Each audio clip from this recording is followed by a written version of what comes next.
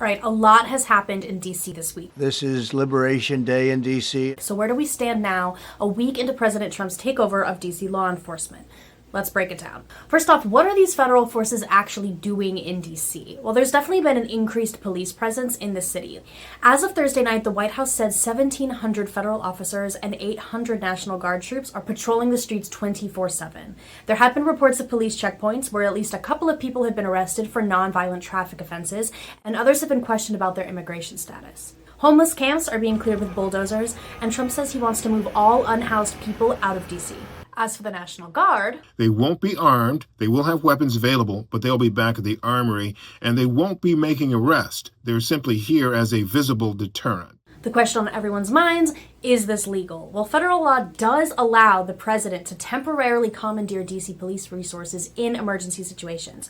But D.C.'s Attorney General filed a two-part lawsuit arguing that the Trump administration's actions go too far, especially the fact that they tried to install their own interim police commissioner. Today, Friday, a U.S. District Court judge told the Trump administration that they couldn't install their own chief of police. But there's no ruling yet on whether the rest of Trump's actions are illegal. That's probably going to come next week. So President Trump is basing all of this on what he calls a crime emergency in D.C.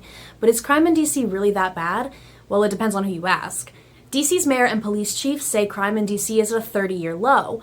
But those statistics have come under scrutiny recently after one police commander was put under investigation earlier this year for allegedly manipulating crime numbers. The chairman of D.C.'s police union told WTOP, "We're not entirely sure that these numbers are accurate, but even if they are, I don't think we should be satisfied with the nation's capital having 200 murders per year." But regardless, there isn't any evidence that crime in D.C. is the highest rate probably ever, or that the murder rate is higher than the worst places on earth. For D.C.'s murder rate to be the highest, even just in the U.S., it would have to be 3 times as high as what's reported.